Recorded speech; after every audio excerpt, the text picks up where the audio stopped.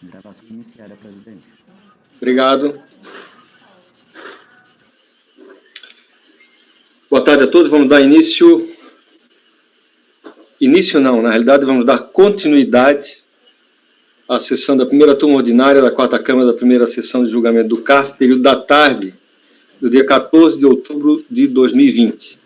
Estão presentes os conselheiros Cláudio de Andrade Camirano, Carlos André Soares Nogueira, Luciana Chihara Canzanin, Nelson Kischel, Letícia Domingues Costa Braga, Marcelo José Luz de Macedo, suplente convocado, Luiz Augusto Souza Gonçalves e Mauritânia Elvira de Souza Mendonça, também suplente convocado. Nós iniciamos essa sessão de julgamento com a presença do conselheiro Daniel. Infelizmente, ele teve que se ausentar por motivo de força maior, por conta de doença em membro da família. Tá? Nós temos muito prazer de receber a conselheira, novamente, né, no seio dessa turma, a conselheira Mauritânia, que tenho certeza, como sempre, vai se desincumbir da melhor forma possível do julgamento dos processos que estão pautados para essa sessão e para as que vão vir pela frente. Tá ok? Seja bem-vinda, doutora Mauritânia. Obrigada, presidente. Bom, dando continuidade, então, à sessão da tarde do dia 14 de outubro, vamos ao julgamento do processo item 39, conselheiro Carlos André, recorrente PR Pedras, Eireli. Muito bem, presidente. Aqui nós estamos tratando de um ato declaratório de exclusão do Simples Nacional, com efeitos a partir de 1º de janeiro de 2009.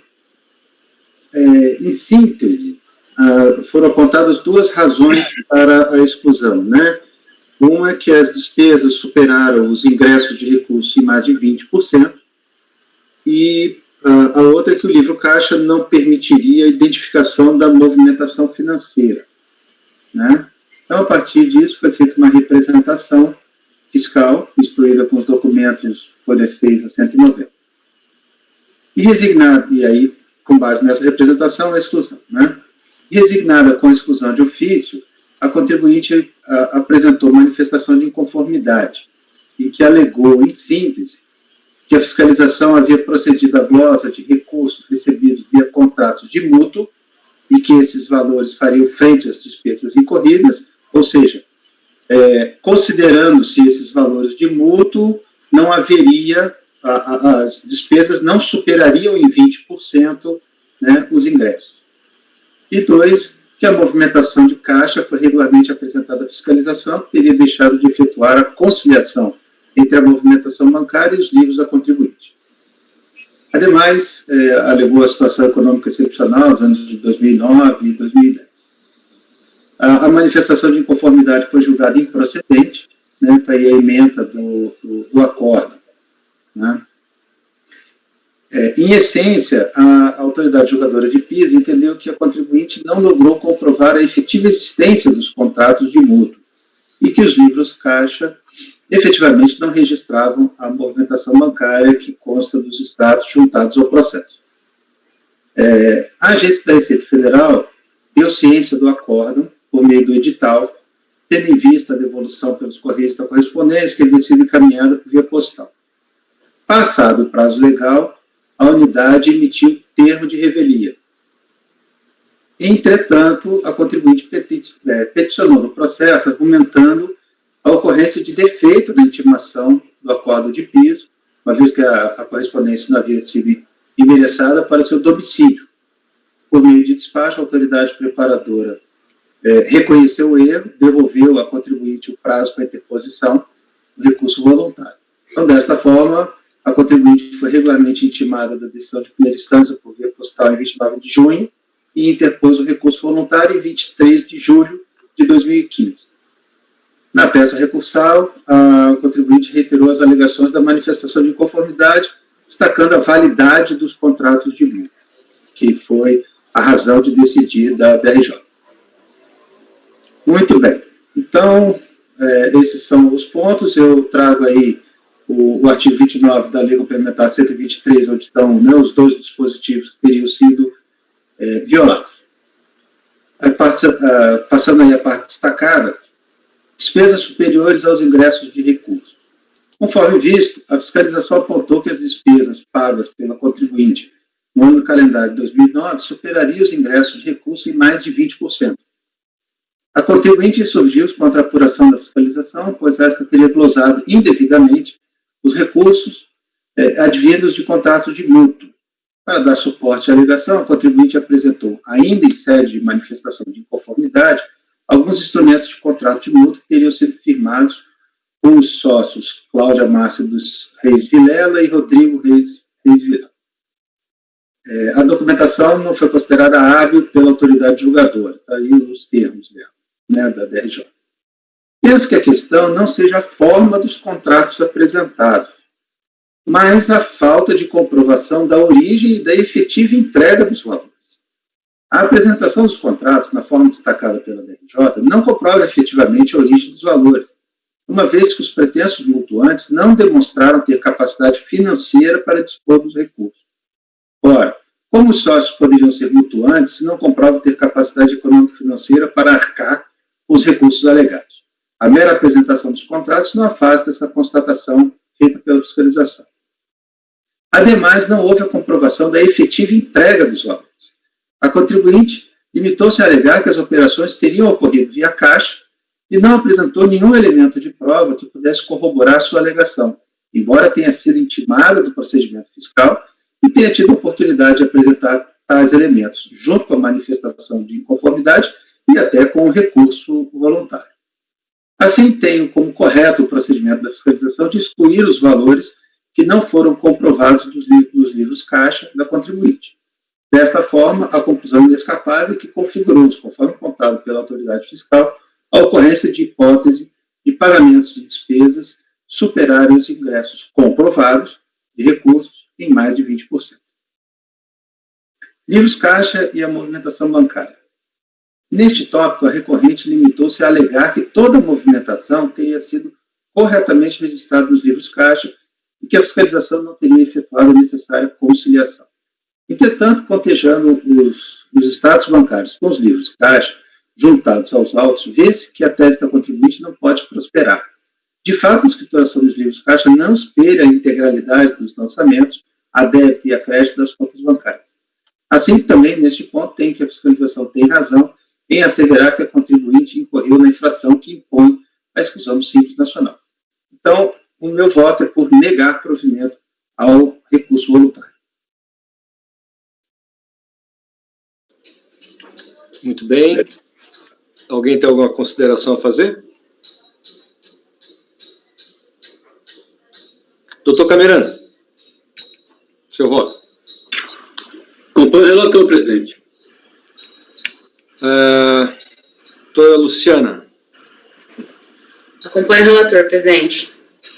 Eu vou inverter a ordem, vou colocar no lugar do doutor Daniel a doutora Letícia, tá ok? Doutora Letícia, por favor. Com o relator, presidente. Agora sim, doutora Luciana. Com o relator, presidente. Aliás, bom, agora vai. Doutor Nelson. Microfone. Eu sempre fico preocupado com o barulho que tem aqui no condomínio, senão a doutora me silencia, né? ela é fogo, cara. Sem fogo.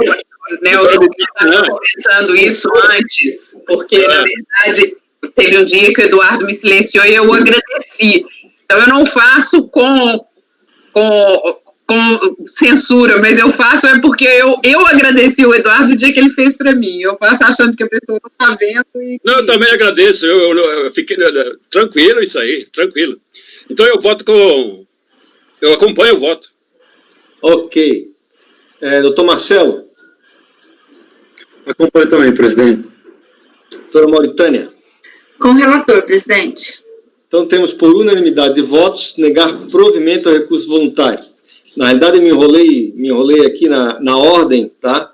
A ordem daqui para frente é Camerano, Luciana, Carlos André, Letícia, Nelson, Marcelo e Mauritânia, tá ok? Muito bem. Passemos então ao item 41, conselheiro Carlos André. PR Pedras Eireli, também.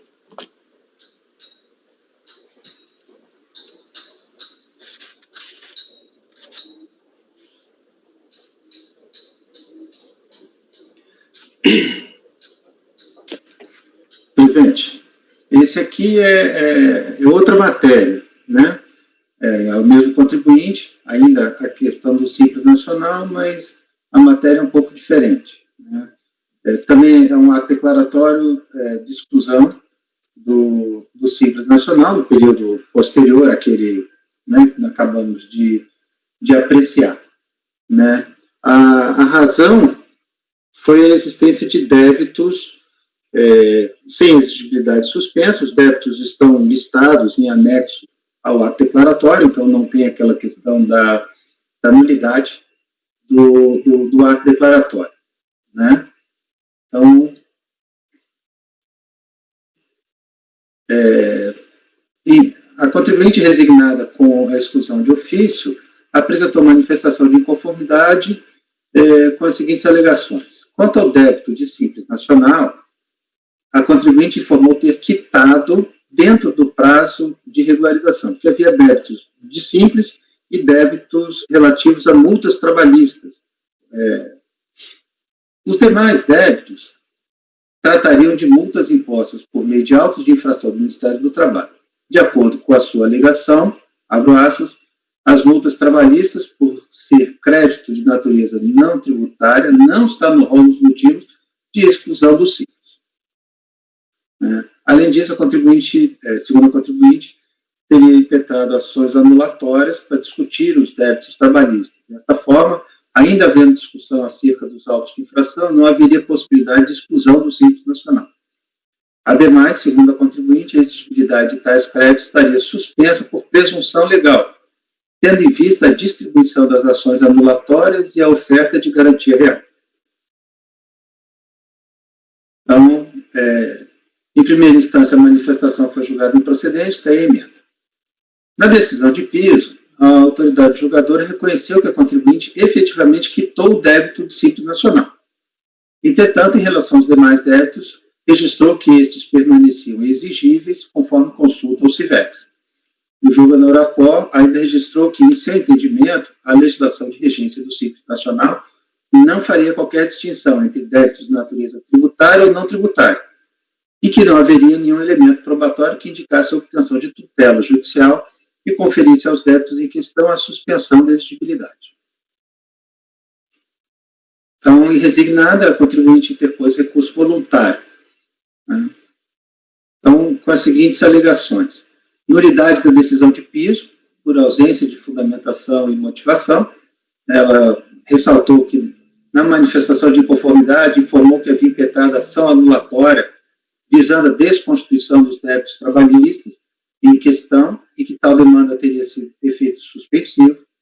Entretanto, a decisão do DRJ não teria qualquer argumentação nesse sentido, assim como pela nulidade. Em relação ao mérito, os débitos decorrentes de autos de infração por descumprimento de legislação trabalhista não dariam aso à exclusão do Simples Nacional, né?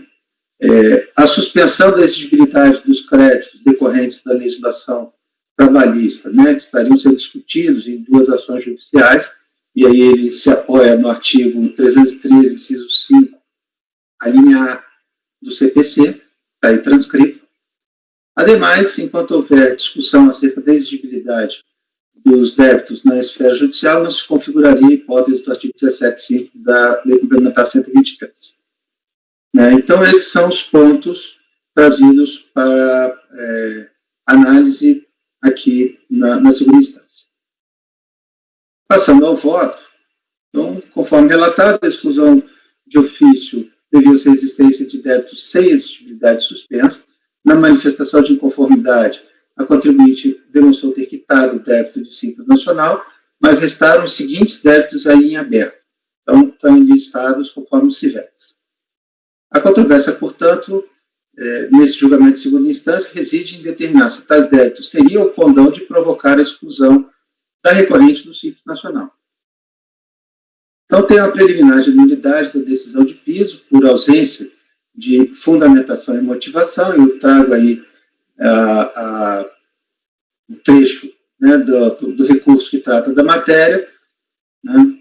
Penso que a tese da contribuinte não deva prevalecer. Trago à colação a fundamentação do acórdão de piso, eu transcrevo aí do acórdão.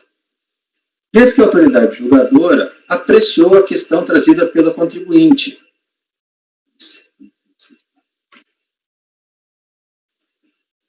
acerca da suspensão da exigibilidade em razão das ações anulatórias de débitos. Conforme se depreende da fundamentação da decisão de piso, a mera distribuição da ação não tem o condão de afastar a exigibilidade dos débitos. Seria preciso colher o provimento judicial, ou seja, seria preciso que o juízo houvesse determinada suspensão da exigibilidade dos débitos, impedindo a PGFN de realizar procedimentos no sentido de buscar a satisfação desses. A DRJ também registrou que a própria contribuinte informou que não obteve tutela neste sentido ao ofertar bens à penhora. Portanto, penso que, no caso, a autoridade julgadora de primeira instância apreciou a alegação da contribuinte. Não houve, portanto, cerceamento do direito de defesa. O que se pode concluir é que há uma satisfação da recorrente com a decisão de mérito, que será apreciada à frente. Né? Então, eu estou afastando, nesse ponto, a arguição de nulidade da decisão de piso. Em relação ao mérito, os débitos decorrentes de autos de infração por descumprimento de legislação trabalhista não dariam aso à exclusão do Simples Nacional. Neste tópico, a recorrente alegou que os débitos decorrentes de auto de infração do Ministério do Trabalho não teriam o condão de justificar a exclusão do Simples, por não serem débitos tributários, impostos ou contribuições abarcados pelo Simples Nacional. Eu trago aqui o trecho do recurso. Penso que a tese da recorrente não deve prevalecer. Os créditos decorrentes de multas trabalhistas compõem os créditos da Fazenda Pública, como se pode observar no artigo 39 da Lei 4.320 de 64, transcrito. Em adição, é oportuno salientar que os débitos decorrentes de multas relativas às relações trabalhistas são de competência da Procuradoria-Geral da Fazenda Nacional, conforme o artigo 16, parágrafo 3º, inciso 2 da Lei 11.457 de 2007. Portanto, visto que as multas decorrentes do descumprimento da legislação trabalhista compõem os créditos da Fazenda Pública, tenho que aplica-se na espécie a hipótese de vedação veiculada pelo artigo 17.5 da Lei Complementar, né, que diz lá que não podem participar do Simples aquele que possua débito com o INSS ou com as fazendas públicas federal, estadual ou municipal, cuja exigibilidade não esteja suspensa. Não há referência aqui a débitos tributários, né? Possua débito com a Fazenda Pública. Não é demais lembrar que a opção pelo Simples Nacional é facultativa e requer o preenchimento de determinados requisitos. Assim, para que a contribuinte possa optar pelo sistema simplificado, é preciso que esteja regularizada com seus débitos conforme com a Fazenda Pública. Então, eu voto por negar provimento nesse ponto. A suspensão da exigibilidade dos créditos decorrentes da legislação trabalhista. Neste tópico, a recorrente lançou duas alegações. A aplicação do artigo 303 do Código de Processo Civil, e 2, que haveria uma presunção legal de suspensão da exigibilidade dos débitos em razão da distribuição das ações adulatórias e da oferta de garantia real. Né? Então, está aqui transcrito o artigo 303 do CPC. Penso que tal dispositivo não é aplicável ao caso concreto. O dispositivo legal determina que, caso houvesse uma outra ação judicial que cobrasse esses débitos, esta ação poderia ser suspensa por decisão judicial, caso a decisão de mérito dependesse do deslinde das ações anulatórias de débito. Entretanto, aqui trata-se de outra matéria. Não se trata da cobrança dos débitos decorrentes de infrações à legislação trabalhista. Na espécie, trata-se de verificar se os débitos, no momento da ciência do ADE, de exclusão, eram exigíveis, e se foram regularizados dentro do prazo de 30 dias, conforme a disposição, né, da lei complementar. A norma legal do Simples Nacional exige, portanto, que a regularização do débito se dê dentro do prazo de 30 dias, e não em momento futuro. Portanto, a mera hipótese de que uma ação de cobrança dos débitos trabalhistas viesse a ser suspensa no futuro, não teria o condão de tornar os débitos regularizados no momento da emissão do auto de exclusão. Com essa fundamentação, voto por negar provimento ao recurso voluntário. Nesse ponto. Quanto à alegação de que haveria uma presunção de suspensão da exigibilidade dos débitos trabalhistas pela simples distribuição da ação pela oferta de bens a penhora, também penso que a tese da recorrente não deva ser acolhida. O primeiro ponto a destacar é que, efetivamente, trata-se de ações anulatórias de débitos trabalhistas com o pedido de tutela antecipada de urgência. O pedido de tutela antecipada de urgência para suspensão da exigibilidade foi feito nos seguintes termos, eu copio da inicial. Na decisão de 13 de setembro de 2018, a segunda vara do trabalho de Passos, Minas Gerais, indeferiu o pedido de tutela de urgência, aí reproduzido também da decisão. O Poder Judiciário indeferiu de forma explícita o pedido de suspensão da exigibilidade.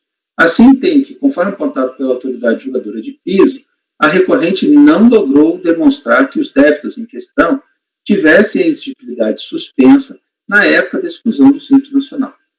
Portanto, nesse ponto, também voto por negar provimento ao recurso voluntário. Suspensão do presente processo até o trânsito julgado das ações anulatórias. A recorrente pugnou subsidiariamente pela suspensão do presente feito até o trânsito julgado das ações anulatórias. Entretanto, na esteira da fundamentação exposta acima, vejo que não há nenhuma prejudicialidade entre as ações anulatórias e a questão controvertida no presente feito. Como visto, no momento da edição do ato administrativo de exclusão do Simples Nacional, os débitos eram exigíveis por decisão expressa do Poder Judiciário. Além disso, não há mais previsão de sobrestamento do processo no regimento do CARF. A questão da intimação direcionada ao advogado, afasta com a súmula CARF. Então, em conclusão, eu voto por afastar a arguição de nulidade da decisão de piso, indeferir os pedidos de sobrestamento do processo e de intimação do advogado e, no mérito, por negar provimento ao recurso voluntário. É como voto, presidente. Muito bem. Alguém tem algum questionamento a fazer? Em relação à questão das ações anulatórias aqui, presidente, até chama a atenção que uma delas foi proposta, inclusive, na data em que vencia o prazo para regularização. Então, você vê que eles foram intimados do ADEC no dia 25 de setembro de 2019, com prazo para regularização em 25 de outubro de 2019, que foi justamente a data da propositura da distribuição da segunda ação. Então, não tinha nem tempo hábil para se verificar se isso aí ia ser suspenso ou não. Então, você vê que efetivamente foi feito com base em se buscar essa justificativa, que efetivamente em 2019, como anotado pelo relator, nem tinha mais essa previsão, que já tinha sido alterado o Código de Processo Civil no sentido de se a mera distribuição ser causa de suspensão. Então, assim, realmente foram argumentos cavados pelo contribuinte. Ok. Mais alguém? Doutor Camerano, seu voto. Parabenizo, inclusive, o relator pela sua criteriosa fundamentação sobre todos os pontos. Processos simples são complicados, mas nós temos que torná-los simples. O doutor Carlos André faz isso com muita maestria. Acompanho o relator, presidente. Muito bem. Doutora Luciana. Acompanho o relator, presidente. Doutora Letícia. Acompanho o relator, presidente. Doutor Nelson. Presidente, voto com o relator. Doutor Marcelo. Também estou com o relator, presidente. Doutora Mauritânia. Acompanho o relator, presidente. Então, temos por unanimidade de votos afastar a arguição de nulidade da decisão de piso, indeferir os pedidos de sobrestamento do processo de intimação do advogado e, no mérito, negar provimento ao recurso voluntário. Ok? Passemos ao item 42, conselheira Luciana, recorrente, Auronita G. Silva e Companhia Limitada.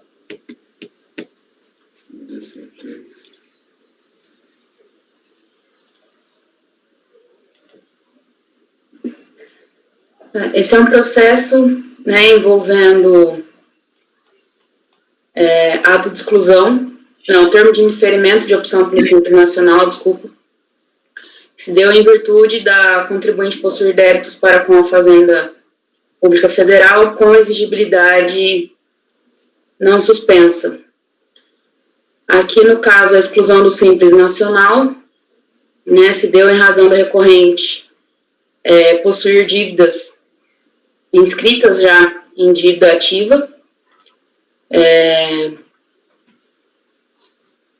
onde ela aponta, né, o documento de folha 71 aqui, onde ambos os débitos foram apontados como extintos pelo reconhecimento de prescrição, desde que não foram objeto de execução fiscal e não se identificaram as causas suspensivas ou interruptivas posteriores à inscrição em dívida ativa, número tal aqui, e o último marco interruptivo da dívida se deu em 7 de setembro de 2012. Verifica-se, assim, que a causa para exclusão da recorrente do Simples Nacional foi extinta, haja vista o próprio reconhecimento a respeito dessa prescrição, conforme documento juntado à folha 71. Então, entendo a contribuinte, né, demonstrado que os débitos que originaram o termo de indeferimento foram reconhecidos como prescritos, eu voto no sentido de dar provimento ao recurso, anulando o termo de indeferimento da opção pelo Simples Nacional. É o voto, presidente.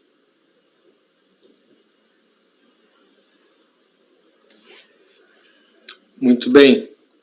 Uma correção aqui, doutora Luciana. O seu voto está apontando o contribuinte a Indústria, Comércio e Espabra Limitada. Tá? Só fazer essa correção depois. Ah, tá. Vou corrigir aqui, presidente. Acho que deve ter. Na hora de transcrever aqui, eu coloquei trocado. Esse documento 71 é o que, doutora?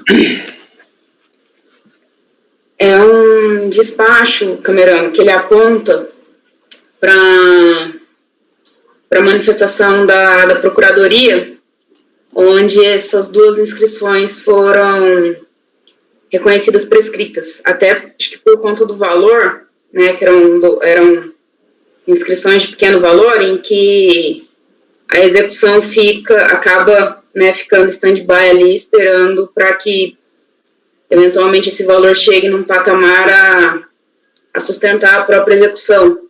E em razão desse transcurso de tempo, sem que essas execuções tivessem sido propostas, né, acabou-se sendo reconhecida a prescrição dessas duas inscrições. Ok. Desculpa, eu estou abrindo aqui, o documento está demorando um pouco, mas a prescrição teria ocorrido em que momento?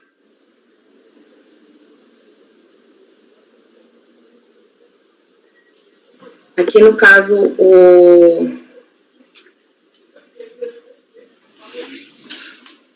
aqui foi 2001, né, a primeira inscrição seria de 2001, eu, considerando que o termo da opção, deixa eu pegar a data dele aqui, ter sido 2017. A data do termo é 7 de fevereiro de 2017.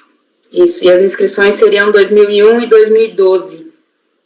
Então, isso aí a contribuinte já vinha arguindo desde a manifestação de inconformidade, embora esse reconhecimento tenha se dado em um momento posterior, mas, né, efetivamente sendo reconhecido que essas duas inscrições, por se tratarem de 2001 e 2012, e a época, né, sem prosseguimento das ações de execução, acabaram sendo extintas.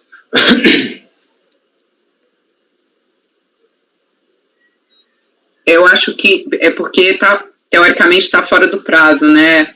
O reconhecimento, ou o documento de reconhecimento, ele não fala desde quando que estaria prescrita. Ele só fala a data do documento, que seria 7/12 de 2017, que estaria teoricamente fora do prazo, a sua dúvida, né, Carlos? Pois é. Porque a questão aqui é saber se no momento da exclusão, se esses débitos já teriam sido alcançados pela prescrição ou não. Até nós discutimos isso mais cedo, Letícia, e você até falou, não, aqui a gente só cuida da questão da suspensão. Mas a prescrição, como ela é superveniente à Constituição do crédito, não há um outro momento em que o contribuinte possa discutir a ocorrência dessa prescrição, que não aqui. Claro. Né? É. Então, a questão da prescrição, eu acho que é cabível. Também acho. Como matéria aqui no processo. Aí eu só estou tentando identificar as datas para saber exatamente se no momento da exclusão Sendo de inclusão, na verdade, né? Oi? É pedido de inclusão, né? Sim, enfim, no momento da negativa, né, se esses débitos estavam ou não em aberto. Né? Quando é que se deu esse pedido de inclusão? De janeiro de 2017. Em janeiro de 2017, pedido de inclusão? Isso. Não tava prescrito, porque... Tem o segundo aqui, que seria setembro. Setembro seria... A data seria setembro de 2017, a data da prescrição. Então, assim, teoricamente, mesmo considerando os 30 dias, aqueles fictícios que eu considerei naquele voto que estava errado, de prazo, aí a gente não teria o débito... É o segundo débito, no caso aqui. É o segundo débito. Não estaria prescrito, o segundo débito não. Então, presidente, eu revejo o voto em relação ao segundo débito, porque realmente, na época do indeferimento da opção, ele estava ativo ainda. O relativo à inscrição 11.601.00035.103. Então, o voto fica alterado para negar provimento ao recurso, é isso? Isso. Eu acho que eu entendo perfeitamente a doutora Luciana, essas questões do simples, ainda mais quando são os pequenos os valores, a gente fica alvoroçada para querer dar, pensando que a contribuinte, de uma certa forma, pelos princípios constitucionais, seria hipossuficiente, né, doutora Luciana, que a gente fica feliz quando vê um documento desse. Talvez fosse interessante copiar esse documento de 71, das folhas 71 do seu voto. Também acho, para fundamentar a decisão, né? Tá. Porque a questão aí é a data, né? Definir a data. São poucos meses ali, como foi atingido pela prescrição, né? Se for numa data posterior e naquele momento, né, ele ainda estava exigível, e mesmo considerando, né, o prazo dos 30 dias, como disse a conselheira Letícia, ele ainda estava, né, rígido e exigível, a causa do ato administrativo se mantém, né? Muito bem. Mais alguma consideração, gente? Passemos à votação, então. Conselheiro Camerano, o voto é por negar provimento ao recurso. Acompanha a relatora. Doutor Carlos? Acompanha. Doutora Letícia? Acompanha a relatora, presidente. Doutor Nelson?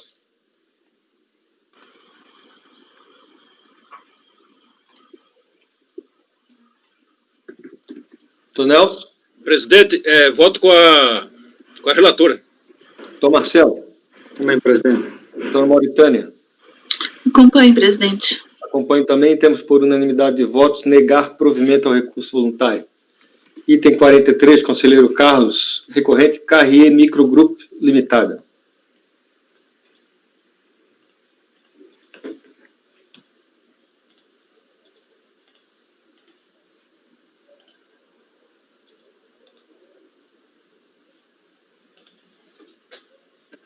Presidente, como ainda há pouco foi dito, né, o simples de simples não tem nada, né? Não tem nada. Essa matéria é um pouquinho diferente daquilo que nós estamos acostumados a a tratar, eu vou precisar, enfim, entrar um pouco mais nos detalhes da questão, até para que os senhores entendam o que eu estou propondo, né? Então, aqui trata, na verdade, do termo de indeferimento da opção pelo Simples Nacional, né? Por meio do qual a DRF Santos indeferiu a opção, né? Só que, diferentemente do processo do mês passado, o ato de indeferimento aqui é da Receita Federal. Vocês vão ver que a pendência que existe hoje é com o Estado de São Paulo, né? Mas o ato de indeferimento, diferente do processo do conselheiro Camerano do mês passado, o ato de indeferimento foi...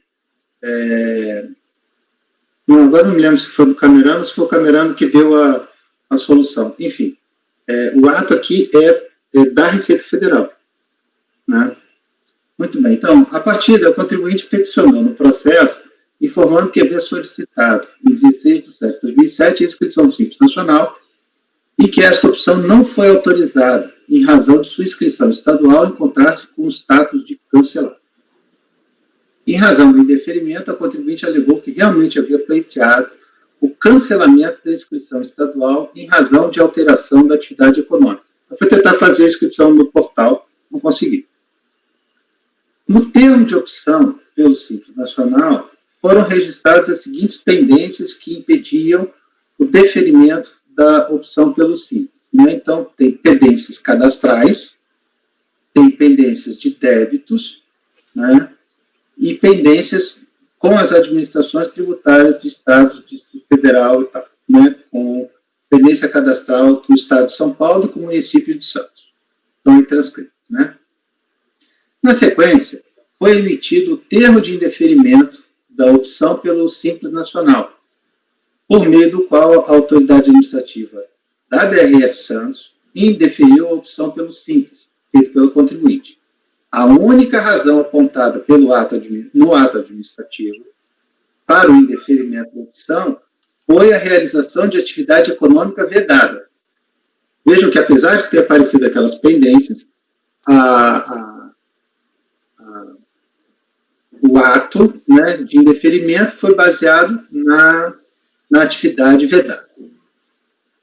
E resignada com o indeferimento da opção por meio do termo de indeferimento, a contribuinte apresentou um adendo à petição inicial, informando que a atividade econômica já havia sido alterada no contrato social.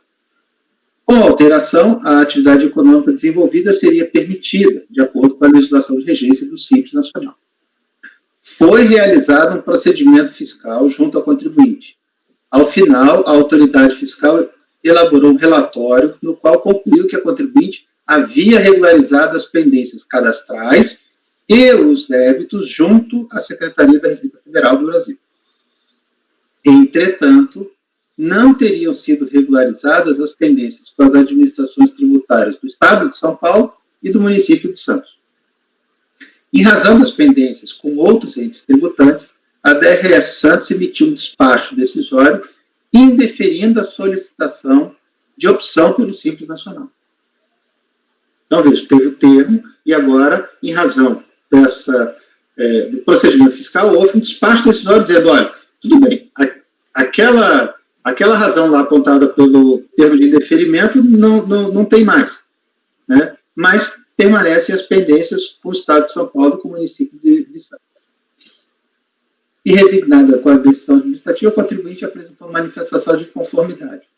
Na peça de defesa, asseverou que, com a mudança do objeto social, deixou de ser contribuinte do ICMS e passou a ser contribuinte do ISS. E, por esse motivo, requereu o cancelamento da inscrição estadual. A contribuinte também alegou que o ato de indeferimento emitido pela RFB havia apontado como motivo para o indeferimento somente o exercício da atividade vedada, e que esta questão já havia sido devidamente regularizada, conforme a própria autoridade fiscal havia constatado.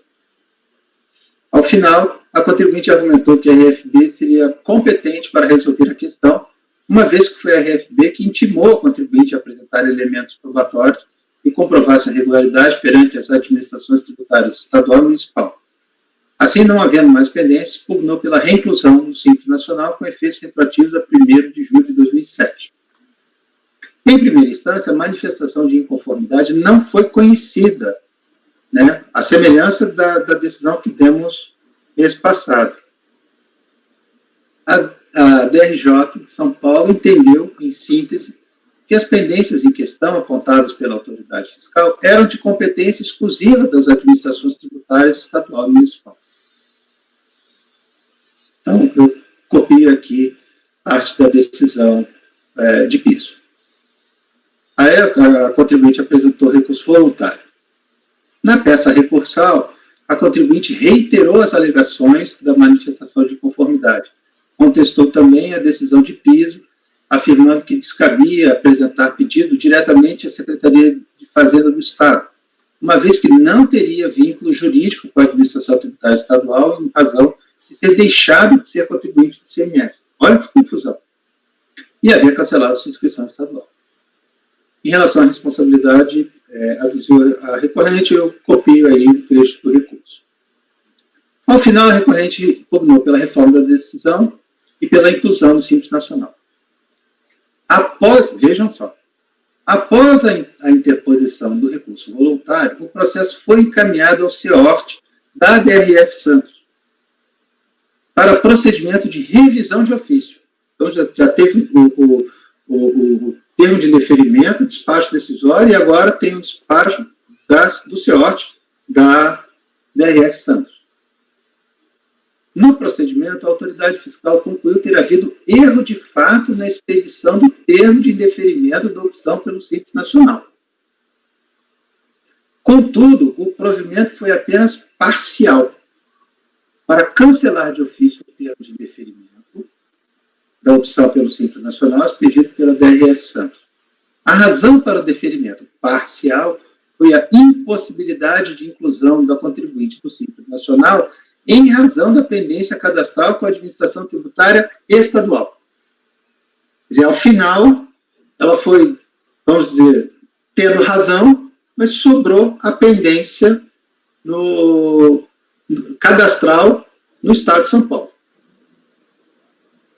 Então, reproduzo aí um trecho do ato do CEOT, da DRF Santos.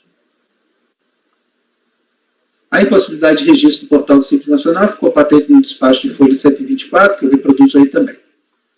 Então, essa é a matéria que veio agora com o recurso voluntário para o nosso julgamento. Vejam que a impugnação não foi conhecida pela DRJ, e houve todas essas decisões administrativas na DRF. Certo? Muito bem. Eu vou fazer uma síntese para vocês, do que eu penso, e depois eu vejo o que eu estou propondo. Vejam, a regulamentação anterior, na época em que foi feita essa decisão lá no CEORT, dizia que realmente não pode fazer a inscrição no Simples, né? Um ente não pode inscrever no Simples, deferir a inscrição no Simples, se há um problema cadastral com outro ente. Né? Muito bem. Essa regulamentação mudou recentemente, dizendo o seguinte: o contribuinte pede, a Receita analisa. Aqueles que tiverem pendências no Estado ou no município, a Receita informa ao Estado e ao município que tem um prazo para responder. Certo? E aqueles que ele autoriza, ou se o Estado ou o município não respondem dentro do prazo, deve-se deferir a inscrição. Né? E aí eu estou propondo, ao final, uma diligência, ou seja, que o processo volte para a delegacia, para que a delegacia faça esse procedimento junto ao Estado de São Paulo. Porque eu não consigo conceber que se jogue para o contribuinte essa responsabilidade de ele ir ao Estado, tentar obter uma certidão de regularidade para trazer para cá, né? Então, é isso que é o final que eu proponho. Então, vamos ver. Conforme visto, o termo de indeferimento que havia sido emitido pela DRF Santos foi revisto de ofício e cancelado por meio do despacho decisório do senhor. Todavia, ao contrário do asseverado pela autoridade administrativa da DRF Santos, tenho que a pendenga ainda não chegou ao seu final, conforme passo a explicar. Pendenga aqui, usando o termo que o presidente gosta. Veja-se que a decisão de cancelar o termo de deferimento não produziu efeitos práticos em relação ao pedido original do contribuinte, que era a inclusão do Simples Nacional com efeitos retroativos a 1º de julho de 2007. Entendo que o Simples Nacional tem regulação e gestão idiosincráticas, em razão de abranger 3 esferas tributantes, União, Estados e Municípios. Neste sentido, de fato, descabe um ente, no caso a União, asseverar a regularidade de um sujeito passivo em face de outro ente, no caso o Estado de São Paulo. O cuidado com a preservação das capacidades ativas dos entes tributantes fundamenta essencialmente a norma administrativa citada pela autoridade fiscal no despacho decisório que cancelou o termo de deferimento. De fato, o artigo 8º da resolução do Conselho Gestor, número 4 de 2007, com a redação dada pela número 56 de 2009, determinava. Então, lá no parágrafo 1º na hipótese de provimento do recurso administrativo relativo à solicitação de opção efetuada antes da implantação do aplicativo de que trata os parágrafos tais, o ente federativo deverá promover a inclusão do contribuinte no Simples Nacional pelo aplicativo de registro de eventos, desde que não restem pendências com outros entes federativos. Desde que ele diz assim, desde que não restem pendências, mas não diz como é que soluciona isso. Muito bem. Todavia, tal regulamentação foi revogada pela resolução de 29 de 11 de 2011, que foi substituída posteriormente pela resolução número 140 de 2018. Agora, a regulamentação do deferimento ou indeferimento da opção pelo Simples Nacional tem a seguinte redação. Então, o artigo 6º, lá o caput diz, a opção pelo Simples Nacional deverá ser formalizada por meio do portal do Simples Nacional na internet. E será irretratável para todo ano calendário. Né? Muito bem. No parágrafo 5º, diz, no caso de opção pelo Simples Nacional feita por ME ou EPP na condição de empresa de início de atividade, deverá ser observado o seguinte, está aí no inciso 2, depois de formalizada a opção pela ME ou EPP, a Secretaria da Receita Federal do Brasil disponibilizará aos Estados, Distrito Federal e municípios a relação de empresas optantes para a verificação da regularidade da inscrição municipal e, quando exigível, da estadual. Os entes federados deverão prestar informações à RFB sobre a regularidade da inscrição municipal ou, quando exigível, da estadual. Inciso 4. Confirmada a regularidade da inscrição municipal e, quando exigível, da estadual, ou ultrapassado o prazo a que se refere o inciso 3, sem manifestação por parte do ente federado, a opção será deferida, observadas as demais disposições relativas à vedação para ingresso no Simples Nacional. Parágrafo 6º. A Receita Federal disponibilizará aos Estados, Distrito Federal e municípios relação dos contribuintes referidos neste artigo, para verificação quanto à regularidade para a opção pelo Simples Nacional. E, posteriormente, a relação dos contribuintes que tiveram a sua opção deferida. Então, vejam, agora palavras minhas, né? Então, com base na nova regulamentação dos procedimentos para deferimento ou indeferimento, penso que seja o caso de converter esse julgamento em diligência para que se verifique a regularidade da contribuinte junto à Secretaria de Fazenda do Estado de São Paulo. Essa providência parece mais prudente, ao evitar que a União se manifeste indevidamente sobre a exigibilidade ou não da inscrição estadual e sobre a regularidade da contribuinte em face daquele ente tributante. Por outro lado, trata-se de providência visando a eficiência administrativa e a eficácia da tutela administrativa, pois possibilitará decidir ao final o cerne do pedido da contribuinte, que é a inclusão do Simples Nacional a partir de 1º de julho de 2007. Vejam que está discutindo o ingresso quando o sistema que foi iniciado lá em julho de 2007. Então, conclusão. Voto por converter o presente julgamento em diligência para que os autos sejam remetidos à unidade da RFB de origem e para que a autoridade administrativa possa diligenciar junto à Secretaria da Fazenda do Estado de São Paulo, nos termos do dispositivo normativo acima, para verificar a exigibilidade da inscrição estadual e a regularidade da contribuinte face daquele ente federado. Após, a contribuinte deverá ser intimada para manifestar-se e, em seguida, o processo deverá retornar para julgamento. Então, eu estou propondo uma diligência, presidente.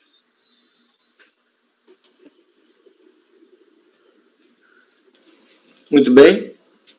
Alguém tem alguma consideração a fazer? Algum questionamento, alguma dúvida? Doutora Letícia. Eu observei, né, doutor Carlos, que a alteração do contrato social foi feita em 28/6/2007. E o pedido de cancelamento foi muito anterior, na Secretaria da Fazenda do Estado de São Paulo. Não tenho dúvida que o melhor seria essa providência que o senhor está sugerindo da diligência, mas também não me oponho a outra solução, porque eu acho que depois de tantos anos assim, o contribuinte ficar nessa angústia por conta de um cancelamento que ele não conseguiu realizar. A verdade é essa, né, doutor Carlos? Ele alterou o objeto social, alterou o CNAE, pediu o cancelamento no Estado, tem a comprovação, e o que aponta o Estado de São Paulo não é dívida, é irregularidade por cancelamento. Porque o que eu já vi ocorrer aqui no estado de Minas, em São Paulo, eu não sei se é assim, quando você pede essa alteração, eles querem ir em loco para ver se efetivamente você não é contribuinte de CMS. E enquanto eles não mandam ninguém, e você imagina, uma microempresa não deve entrar nas prioridades, eles continuam lá como se tivesse uma pendência efetivamente. Eu entendo e partilho da sua angústia. Eu só não vejo como, aqui nesse processo, embora possa ter elementos, como a União dizer que ele está regular perante o Estado de São Paulo. Eu não sei se não daria isso, porque como o Estado de São Paulo fala que a irregularidade é o cancelamento, e ele juntou os documentos aonde ele pede o cancelamento e alteração do CNAE e tudo mais, eu não sei se não seria possível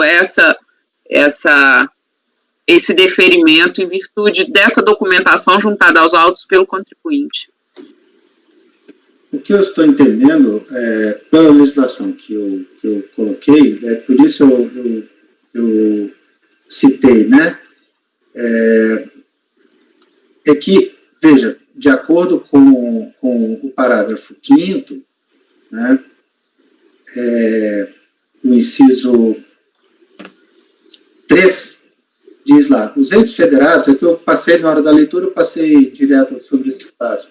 Os entes federados deverão prestar informações à RFB sobre a regularidade da inscrição municipal ou, quando exigível, da estadual, até 5 dias de cada mês, relativamente às informações disponibilizadas pela RFB. B, até o dia 15 de cada mês, relativamente às informações disponibilizadas pela RFB no primeiro dia, e C, até o dia 25, relativamente às informações disponibilizadas. Quer dizer, há um prazo para prestar essa informação. Quer dizer, eu estou entendendo que essa informação ela não pode assim, ficar pendente de uma providência futura a ser tomada pelo Estado. Eu concordo, só que o que eu vi é que a Secretaria já informou e ela falou que tem essa pendência de cancelamento. Não, essa é a pendência que estava no sistema. Sim, mas eu não sei se não vai voltar com essa mesma pendência, e aí o contribuinte, nós vamos ser obrigados a negar, porque não vai ter o que fazer, né? Porque, teoricamente, o contribuinte ia ter que entrar com mandado de segurança para demonstrar que ele já pediu o cancelamento, que ninguém deu o cancelamento e não tem motivo, né? Mas... Olha, por isso que eu falei que era uma coisa diferente, que nós, pelo menos, ainda não tínhamos enfrentado uma situação dessas, né? Eu tentei o máximo possível encontrar uma solução. Mas eu realmente, assim, nós dizermos, né, como órgão da União, que a pendência dele com o Estado de São Paulo está sanada, eu não consigo enxergar como poderíamos fazer isso, né, assim, em razão da gestão compartilhada, né, do Simples. Pela ordem, conselheira Luciana, depois conselheiro Camerano.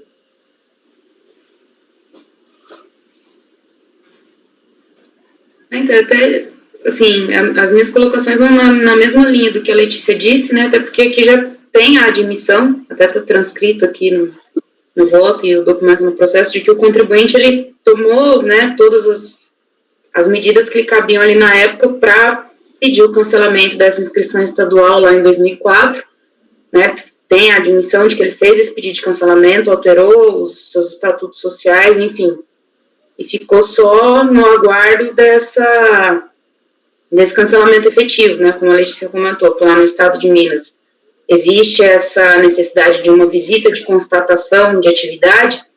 A essa época aqui no estado de São Paulo, em torno do ano de 2004, 2005, era dessa maneira também. Então, assim, a minha dúvida vai nesse mesmo sentido, né, do resultado efetivo que essa diligência poderia promover, né, embora, consideradas todas os argumentos aí do conselheiro Carlos, eu acredito que aqui também, né, seria bem plausível a gente já poder resolver essa questão aqui, né, que eu não vejo o que poderia ser exigido do contribuinte além desses procedimentos que ele já realizou no sentido de demonstrar, né, efetivamente esse cancelamento dessa inscrição e essa não necessidade do cumprimento dessa obrigação aqui.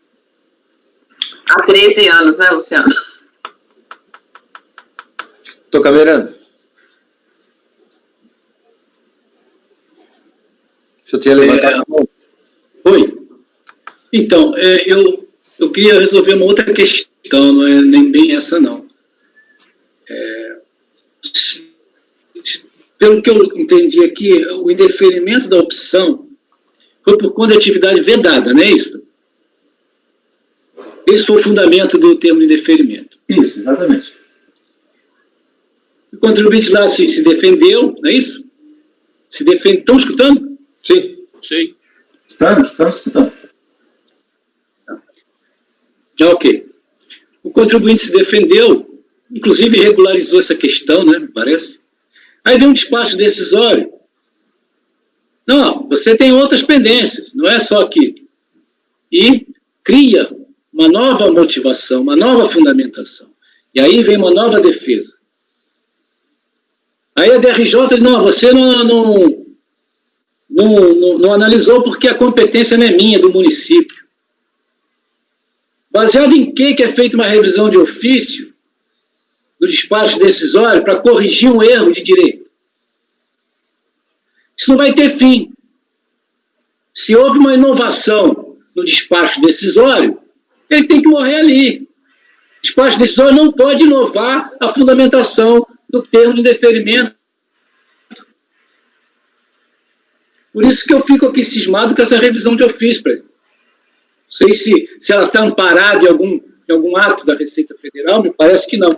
O que nós temos de revisão de ofício em despacho decisório são situações excepcionais para corrigir erros numéricos, né?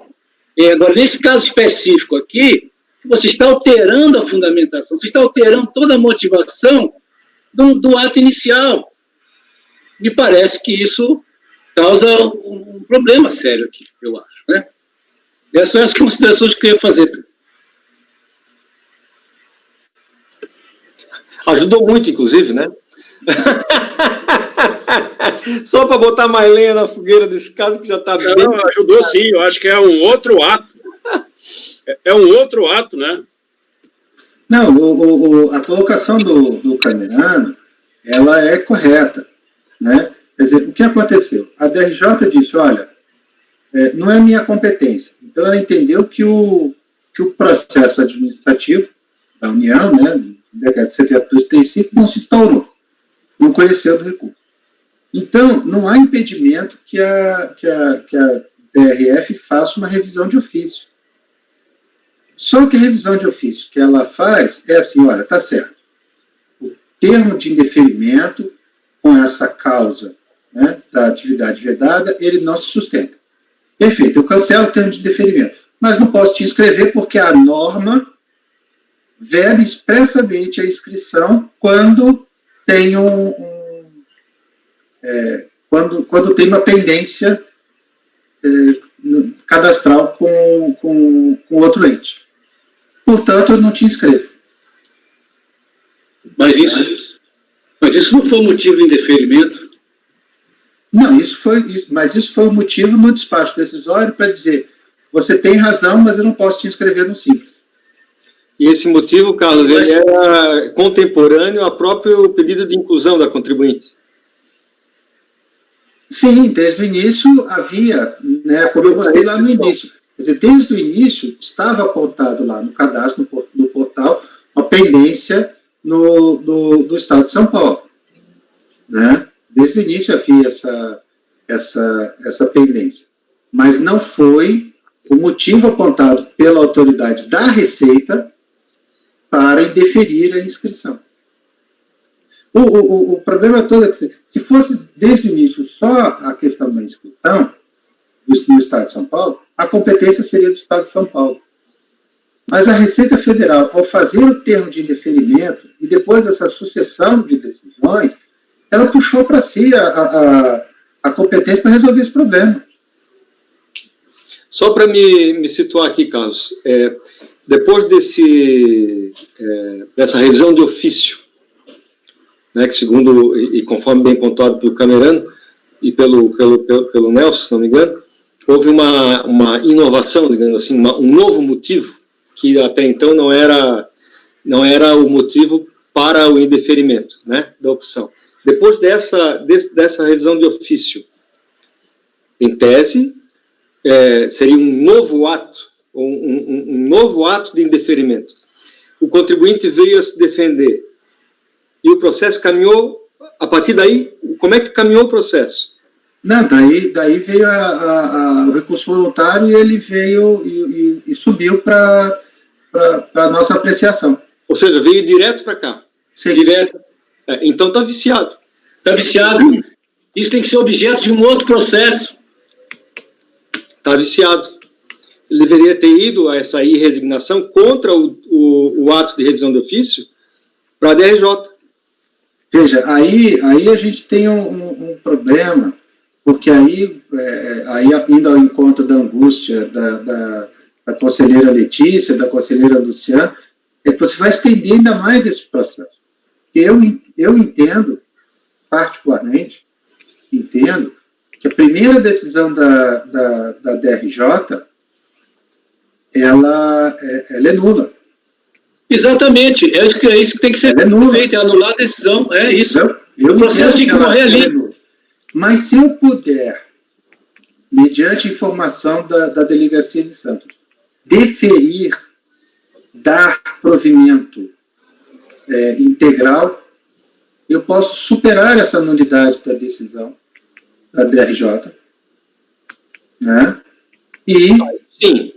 Aí eu concordo contigo. Se for para a gente deferir o requerimento do contribuinte, tá? Dar provimento ao recurso dele, por uma questão de economia processual, de eficiência, né? De efetividade, a gente mata por aqui.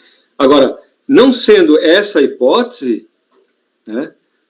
Aí eu começo a concordar com a conselheira Letícia, a conselheira Luciana, que devolver esse processo para uma diligência e tal, para que... Acho que aí não. Acho que aí realmente É só Não só... Aí não nós só- estamos compactuando com o vício, né? Com o vício daquele julgamento da DRJ. Não só a DRJ é nula, como o despacho decisório também é nulo, primeiro. Que inovou na fundamentação. Não poderia fazer isso. Até em relação ao despacho de revisão de ofício... Não, o primeiro. O primeiro? É nulo. Ambos são nulos. Despacho decisório e a decisão do DRJ, que eles inovaram no fundamento. Fundamento é atividade vedada, acabou. Não tem que se mexer nisso. Não tem que se ficar criando outros fundamentos. Agora, concordo com o Carlos André. Se a gente puder dar o deferimento aqui, concordo. Né? Aí, vamos... A minha ideia era que esse processo voltasse, a DRF oficiasse o Estado de São Paulo a se manifestar no prazo aqui de 15 dias, até o dia 15, né? E, findo esse prazo, essa manifestação viesse para a gente tomar uma decisão em definitivo. Né? Aí, claro, essa regularização, porque eu imagino que em algum momento isso... Você está esperando que a Fazenda de São Paulo responda de forma positiva em relação ao contribuinte. Ou não responda no prazo, né? Ou não responda no prazo. E se ela responder negativamente? Veja, aí é que está o problema. Eu acho muito difícil. Esse é o problema, veja. A União dizer que o contribuinte está regular perante o Estado de São Paulo é que eu acho que não cabe. Esse é o imbróglio. Eu continuo achando que esse processo ele tem que partir do zero agora. Ele tem que partir do nada. Cancelar a DRJ, cancelar os espaços decisórios, eles que façam o que quiserem agora de acordo com essa empresa, e vai ver se ela está no simples, se não está, e anular isso tudo aí, é o que eu acho. Então, Carlos, por essa dificuldade, assim, né, por essa questão dessa dubiedade, se a União teria, né, competência para dizer a respeito de cumprimento de obrigação pertinente ao Estado, aí seria no caso, então, da gente reconhecer a nulidade, né, e matar pela nulidade já, não sei, gestão apenas. Mata pela nulidade e inclui a empresa no simples, mesmo sem as certidões? Porque, veja, o despacho decisório da DRF já disse, aquele ato que denegou, né, a opção pelo Simples Nacional, este ato está cancelado. Eu não tenho como anular aquele ato, a não ser que eu anule a própria decisão, como disse o Camerano, a própria decisão do despacho. Mas eu acho que eu crio uma bola de neve. Entendeu? Eu acho que eu crio uma bola de neve e no final das contas eu não dou a solução definitiva. A solução definitiva é ou ele está regular em relação ao Estado e a gente pode deferir a inclusão dele no Simples lá desde julho de 2007, ou ele não está regular no Estado de São Paulo, e pode ser até que ele tenha regularizado isso para frente e feito essa inscrição mais para frente. Né? Mas, doutor Carlos André, fazer uma diligência 13 anos depois, né, não tem lógica. A diligência não tem lógica. Eu estou aberto a sugestões de como solucionar. O problema é o embrólio, né, Carlos? O problema é que, até agora, as alternativas que a gente levanta são alternativas que fazem o processo mais complicado e mais moroso. Porque depois do ato declaratório, aquele que foi anulado ali, o primeiro ato declaratório, tem que se deferir o direito do contribuinte estar no Simples. Se falta um documento lá do fisco estadual, uma coisa assim, de quem é essa omissão? Não, veja, assim, a norma na época que foi cancelado o despacho o termo de indeferimento pelo CEORT, dizia de forma expressa, foi como eu li, dizia de forma expressa, desde que não restem pendências com outros entes federados. Então, o CIORT não podia ter inscrito no Simples Nacional com essa pendência. A norma dizia isso. Né? A nova norma, ela dá um procedimento de como superar este problema. Né? Ela diz que a Receita deve comunicar, e aí há um prazo, na verdade 3 prazos, né, para que o outro ente diga se está regular ou não. Né? Posso tentar até especificar isso aqui no dispositivo. Né? E essa nova norma é o que temos. E essa nova norma é o que temos até agora. Né? Mas como eu consegui pesquisar. Né? Mas como que vai aferir uma situação lá em 2007, hein? Sim. Essa é Está superado isso.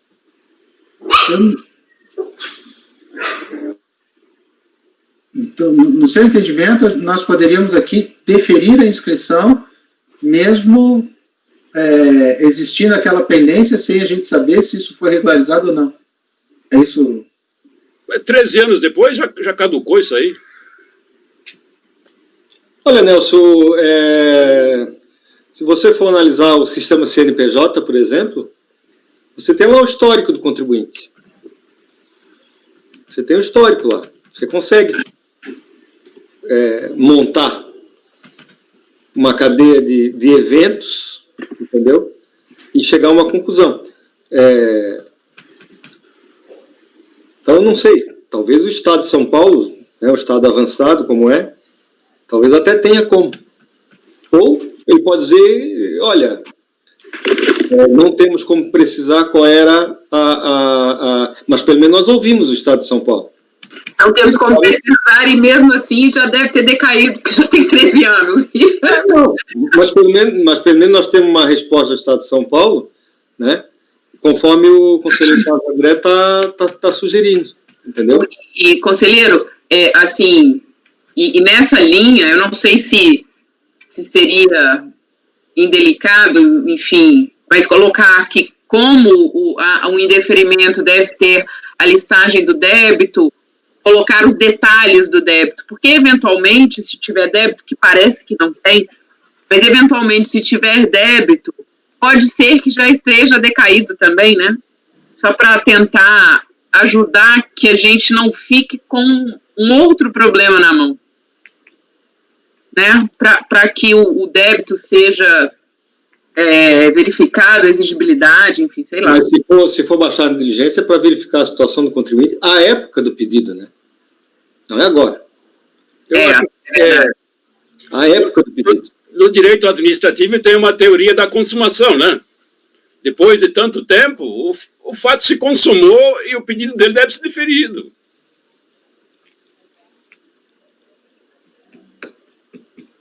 Pois é. Bom, conselheiro Carlos, pelo que eu estou constatando, ele vai manter o seu voto pela diligência, né? Eu mantenho o meu voto pela... Eu vou botar em votação, então, a sua proposta de diligência, tá? Conforme for, a gente passa a análise do mérito, tá ok? Perfeitamente. Doutora Letícia, tá aí?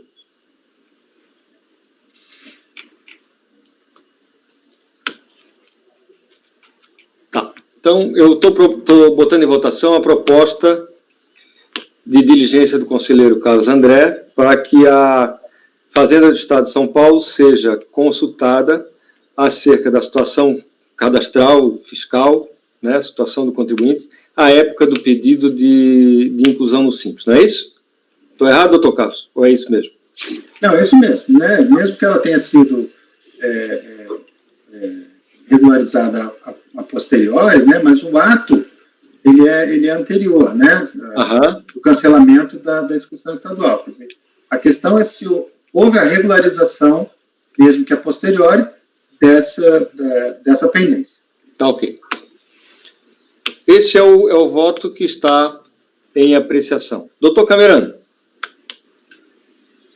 Então, presidente, conforme eu já havia manifestado aí, eu abro a divergência no sentido de que houve uma alteração substancial na fundamentação aqui da motivação do termo de indeferimento. Eu só tenho um termo de indeferimento nesse processo. E ele tomou desdobramentos que eu entendo que não era para ser tomado. Foram feitos aí adendos, atos novos, que não foram objeto do termo de indeferimento inicial, que foi a peça inicial de tudo aí. Eu não concordo com essa revisão de ofício, esse processo tinha que morrer ali, feito um outro procedimento. Começa tudo de novo. Senão eu não vejo fim nessas coisas aqui. Então, a minha divergência nesse sentido, eu acho que não cabe, não seria o caso de diligência. Para mim, eu anularia a decisão do TRJ. O seu voto, então, é no sentido de ir direto ao mérito bom, o mérito depois a gente vai analisar, mas de analisar o mérito. Se o mérito for favorável ao recorrente, aí seria aquela situação já prevista no PAF, né? Mas então, mas eu estou entendendo que você está negando a diligência para que seja analisado o mérito e seja dado provimento ao recurso, é isso? Na realidade, é a nulidade do ato, né, presidente? Isso. Da DRJ, né? Eu nem apreciaria aqui o recurso voluntário, né? A nulidade da decisão recorrida, no caso. E daí do próprio despacho decisório também. E do despacho decisório. Então, e quais seriam, eventualmente, as consequências, doutor Camerano, da anulidade? A nulidade, desculpa, doutor Luiz, presidente, é só porque eu fiquei na dúvida, porque a gente precisa saber qual que vai ser a divergência, qual que é a outra alternativa. E no caso da nulidade, seria para a nulidade é o seguinte: ele teve um termo de deferimento de opção por atividade vedada. Ele regularizou. A unidade reconhece que ele regularizou. Tá bom. Acabou. Ele está no Simples. Acabou. Okay. Se quiserem tirá-lo por pendência de Estado e município, que me façam outro procedimento. Okay. Mas ele regularizou, aí veio o despacho decisório, alterou a fundamentação do termo de indeferimento. Inovação. Então, isso que eu estou dizendo. O termo de indeferimento, o despacho decisório, ele é nulo, entendeu? Eu não preciso nem falar da DRJ, já falo logo no despacho. Ele regularizou, então ele está no Simples. Tá ok. Tá entendido, pessoal? Muito bem. Doutora Luciana. Acompanho a divergência, presidente.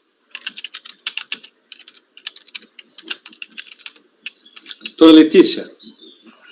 Eu vou com a divergência também, assim, doutor Carlos, me desculpe a divergência, mas é porque realmente eu acho que essas coisas de ficar um processo de 13 anos, a gente pedir diligência nessa altura, eu acho que pouco efetivo.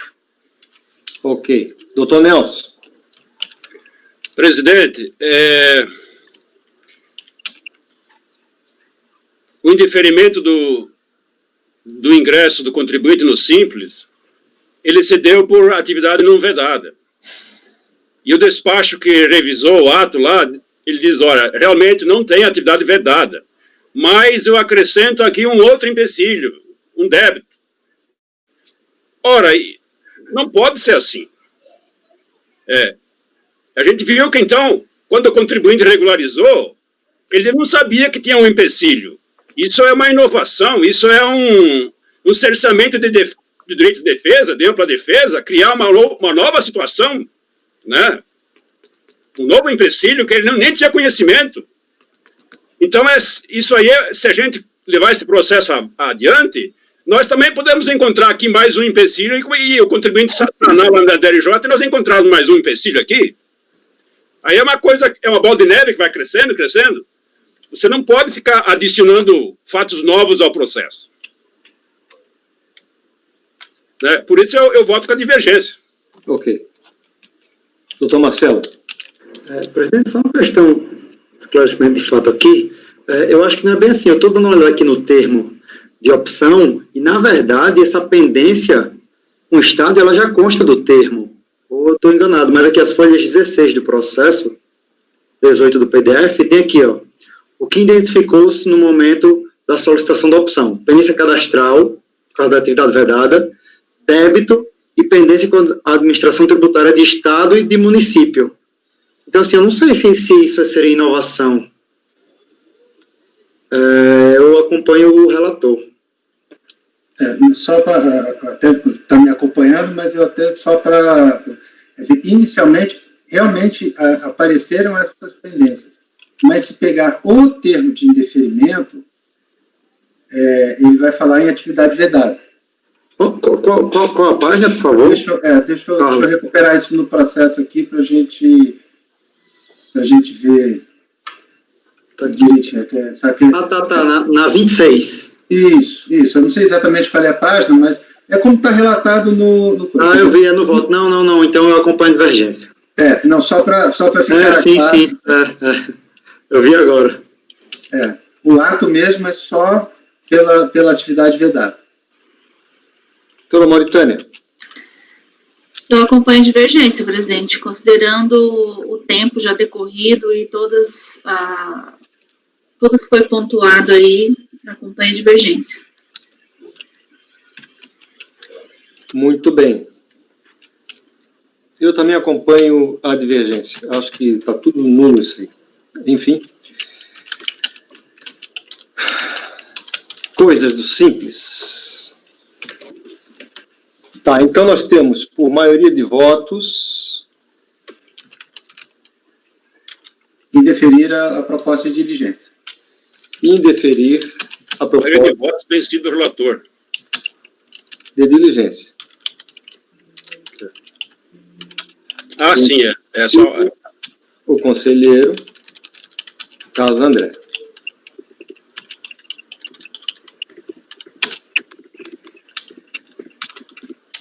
No mérito. Bom, aí, presidente, eu voto pela nulidade da decisão de piso. Né?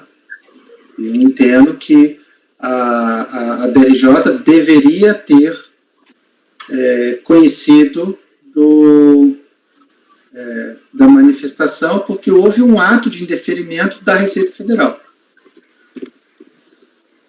Mesmo que depois tenham dito que não havia mais aquela pendência, que a pendência era com o Estado de São Paulo e tal, mas houve um ato de indeferimento da Receita Federal. Tá. Então vai ser por unanimidade. Não sei. Acho que não. Pelo Mas seu voto, você está revendo a DRJ, né?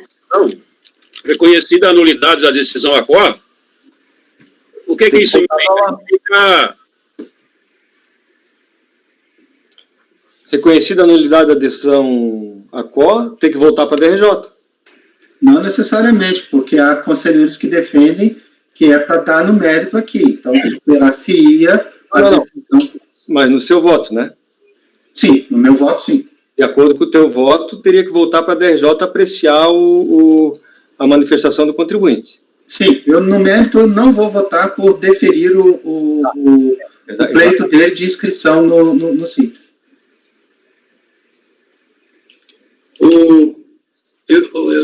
Deixa eu ver se eu me... Assim, o termo de indeferimento é atividade vedada. Ele regularizou no tempo hábil, certo? Tirou lá, não foi isso? Acabou. Despacho decisório inovou. Está errado. A DRJ conseguiu inovar mais ainda. Está errado. Então, quando ele regularizou, tirou a atividade impedida, acabou. Ele está no Simples. Não tem mais que não tem mais que fazer despacho decisório, porque ele já regularizou. Entendeu? Isso que apareceu aí, pendência com o Estado, município, isso é outra história. Isso apareceu depois. Agora, a questão central, que a Receita Federal não aceitou, foi porque ele tinha uma atividade vedada. Como ele regularizou, morreu aí. Ele está no Simples. Agora, se quiserem tirá-lo por um outro motivo, que me façam, então, uma outra situação. Então, não é questão de analisar mérito aqui nem nada. O que eu estou querendo dizer é o seguinte, quando ele regularizou a situação e tirou a atividade vedada, acabou o problema. não tem que se fazer despacho decisório já inovando, entende? Esse é meu ponto. A despacho é nulo, a decisão, todos os atos após o despacho decisório são nulos, inclusive o despacho decisório, porque quando ele regularizou lá, retirou a atividade vedada, acabou o litígio. Esse aqui é o que eu defendo. Teria que ter sido feita uma ideia de exclusão, né, se fosse o caso. Uma ideia de exclusão, mais para frente, entendeu? Agora, eu tenho que me limitar ao termo de indeferimento. O termo de indeferimento que está me acusando de uma atividade vedada que eu excluí. Acabou o problema. Perfeito. Mas a gente superou a questão da diligência, Camerano, mas o relator, continuando a análise do processo, ele vota pela nulidade da decisão recorrida. Você está abrindo uma divergência, né, para dar provimento ao recurso e incluir o contribuinte, e aí os motivos... Porque Tá? Ele fez o que estava impedido de fazer, ele consertou. Sim, Então, mas aí, veja, o que o Camerano está fazendo é superar a nulidade da decisão de piso. Sim, eu estou indo lá para o despacho decisório. Nós estamos indo passo a passo. Primeiro tem que ver se realmente há essa decisão de nulidade da decisão de piso. Isso, ele está superando a nulidade. E aí, o segundo momento é se supera ou não essa decisão.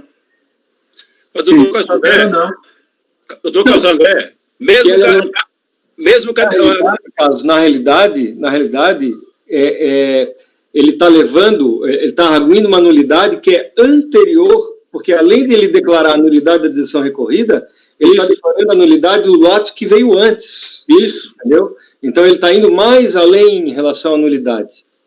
Tá? Por isso a divergência. Isso. Entendeu? O processo tomou um rumo que não era para tomar. Sim, mas no momento que teve o ato declaratório lá de revisão de ofício, o processo morreu ali. Não tem nada que ter decisão da DRJ. Não, mas a revisão de ofício é posterior à decisão da DRJ. Sim, já antes da DRJ, o cara está no simples já. E já é um outro erro. A revisão de ofício é um outro erro. Esse é o terceiro erro. Segundo o raciocínio do conselheiro Camerano. Tá? Então, vejam, a nulidade arguida pelo conselheiro Camerano é... Ah, sim, porque ele teve um ato aí ele regularizou no tempo errado, né? A atividade. É mais abrangente. Sim, tá? sim. E por conta dessa nulidade arguida por ele, determinar-se-ia a inclusão do contribuinte no simples desde a data lá do pedido de inclusão. Sim, tem que anular o ato de ofício, anular o ato de revisão de ofício e anular o ato da DRJ. Anular os dois. Peraí, deixa eu ver se eu entendo, então, o que está propondo o Camerano. Apenas para a gente retomar. Tá. Eu tenho um termo de indeferimento que diz que o problema era a atividade vedada. Isso. Depois tem um despacho decisório que diz que, após um procedimento fiscal, né, que diz que essa parte foi regularizada, mas, entretanto, haveria pendências com o Estado de São Paulo e com o município de Santos, e, em razão disso, o despacho decisório da DRF Santos, indeferindo a solicitação pelo Simples Nacional. Esse é o solicitação? Está indeferindo qual solicitação? De inclusão no Simples. De inclusão no Simples. Existe uma nova solicitação? Não, foi a mesma. A mesma, a original. Mesmo. Continua, Carlos, continua. Continua aí, doutor Carlos. Só para a gente ver. Então, tem o termo de indeferimento. Né? Depois do termo de indeferimento, em razão das alegações da contribuinte, houve um procedimento de fiscalização. Esse procedimento, se quiserem voltar lá, é na página 2 do meu relatório, né, do meio para baixo. Né? Então, foi feito o termo de indeferimento, né, aí na parte destacada, termo de indeferimento da DRF, dizendo que tinha atividade vedada. A contribuinte apresentou um adendo na petição inicial, foi feito um procedimento fiscal. Nesse procedimento fiscal, ele chegou à conclusão de que realmente não tinha o problema da atividade vedada, mas tinha problema com a administração tributária de São Paulo e de Santos. Sim. Né? Doutor... Aqui, nesse momento, é que trazem para o processo, num ato, a motivação de pendências com o Estado de São Paulo. Embora isso já aparecesse no cadastro desde o início, mas como ato é aqui nesse despacho, que é anterior à decisão da DRJ. Talvez aqui, como disse o Camerano, tivesse que ter matado o processo, dito, ó, não há mais impedimento aqui, agora você tem que pedir lá no Estado de São Paulo. Mas não foi isso que aconteceu. Essa é uma outra solução possível. De, olha, morreu aqui... Doutor Carlos André, quantas pessoas o senhor está vendo no vídeo? Todas. Eu não estou vendo aqui, está uma instabilidade. Eu estou vendo só quem está relatando mesmo. Ah, é? Não, eu estou vendo todo mundo. Estão todos aqui. Agora eu estou caminhando.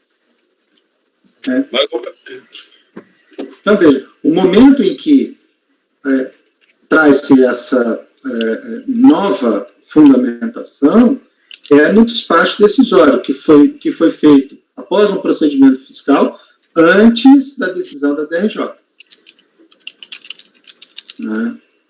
Mas é um ato da Receita dizendo que não poderia inscrever no Simples por causa das pendências do Estado e não... Por isso que eu acho que a decisão da DRJ é nula. Ela não pode conhecer, porque quem está indeferindo é a Receita. O que a Receita poderia ter dito é: aqui está tudo resolvido, agora você tem que pedir lá no Estado de São Paulo para ele te inscrever. Isso era uma possibilidade. Eu acompanhei esse raciocínio, sim.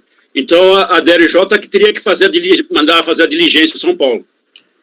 A DRJ podia ter mandado fazer a diligência em São Paulo para resolver o problema lá atrás, anos atrás. Porque ela não tem competência para decidir sobre essa matéria dos estados aí. Que é o problema que eu vejo para nós aqui. Mas em face do tempo, não dá para consolidar isso? Eu, pessoalmente, não vejo como, porque é fora da nossa competência. Entendeu? Aqui, veja, é como eu penso o Simples. Aí é que depende de cada um como pensa. Eu penso que o Simples são os diversos tributos recolhidos de uma forma simplificada, mas eu recolho cada um deles, e tem uma gestão compartilhada em função de que as capacidades ativas para cada um desses tributos é mantida em colo. Então, mas essa pendência tributária lá em São Paulo, presume-se que já foi solucionada. Já se houve execução, se não houve, o crédito tributário está decaído já. Já é uma situação consolidada já. Não, tudo bem, eu entendo diferente. 13 anos depois? Se ele disser, tem débitos lá, mas isso já é uma obrigação natural. Não tem como mais cobrar isso aí? Não, mas o débito não é o problema. Não aparece débito para o Estado de São Paulo em nenhum momento no processo. Mas então é muito mais simples a situação. Vamos objetivar aqui um pouco mais, tá? A questão da diligência nós já superamos, tá? Superada a proposta de diligência, o relator vota pela nulidade da decisão recorrida. O conselheiro Camerano estende essa nulidade ao despacho decisório também. Tá? Ele abre nova divergência. Tá ok? Para determinar a nulidade também do despacho decisório e, ao final, reconhecer o direito de inclusão da contribuinte no Simples desde a data tal. Tá? Isso é o que nós estamos votando agora. Tá ok? Conselheira Luciana. Acompanho a divergência apresentada pelo Camerano, presidente. Ok. Conselheira Letícia. Divergência do Camerano. Conselheiro Nelson. Também voto para divergência. Conselheiro Marcelo. Também, presidente. Conselheira Mauritânia. Acompanho a divergência. Também acompanha a divergência. Então, temos, superada a proposta de diligência, o relator vota pela nulidade da decisão recorrida no que foi vencido, por maioria, para determinar a nulidade também do despacho decisório e, ao final, reconhecer o direito de inclusão da contribuinte no Simples, desde qual é a data, Carlos? Sabe? Julho de 2007. julho de 2007. Tá. Designado para redigir o voto vencedor, obviamente, né? O conselheiro Camerano. Sabia. Ele, Camerano. Sabia. Só deixa eu anotar Os bônus e os bônus.